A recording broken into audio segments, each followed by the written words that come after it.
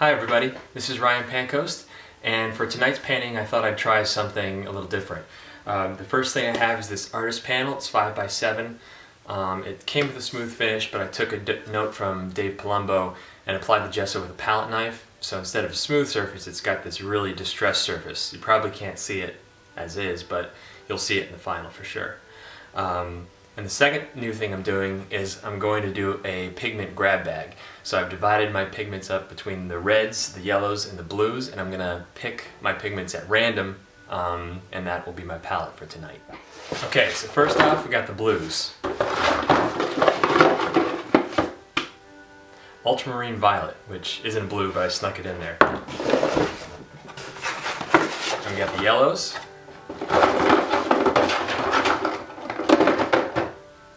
Cadmium Green, that's going to be interesting. Let's see if the red's going to save me.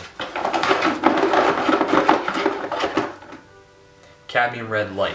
So I've got Cadmium Red Light, Ultramarine Violet, and Cadmium Green. So let's see what we end up with.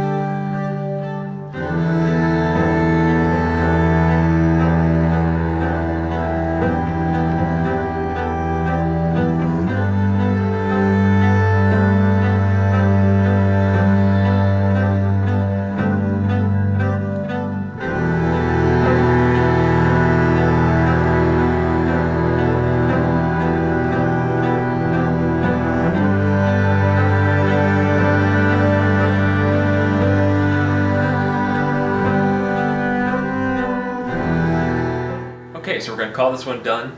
I finished it up last night. I kind of hoped to do something a little more interesting with the background, but it was late and I just kind of got tired of painting. But the palette that I had picked out worked really well. The Ultramarine Violet was kind of transparent and sticky, so I had to mix a lot of the cadmium red and green in there to kind of give it some body. But it ended up being nice. I didn't use any black, so the shadows are nice and soft, and they have a nice color to them. And you know, even the cadmium green worked out because the model's eyes are green, and so that was appropriate.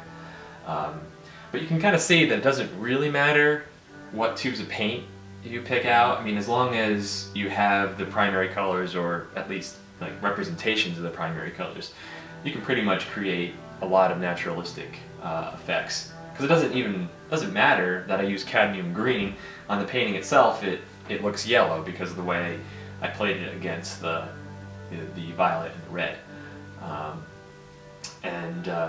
I even like the texture of the board. I really like the kind of the three-dimensional effects I have going on here.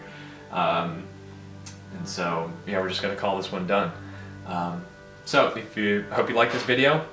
Please go over to Dave Palumbo's page and look for his time-lapse video, which is where I got the idea to do a textured surface today. And thanks for watching.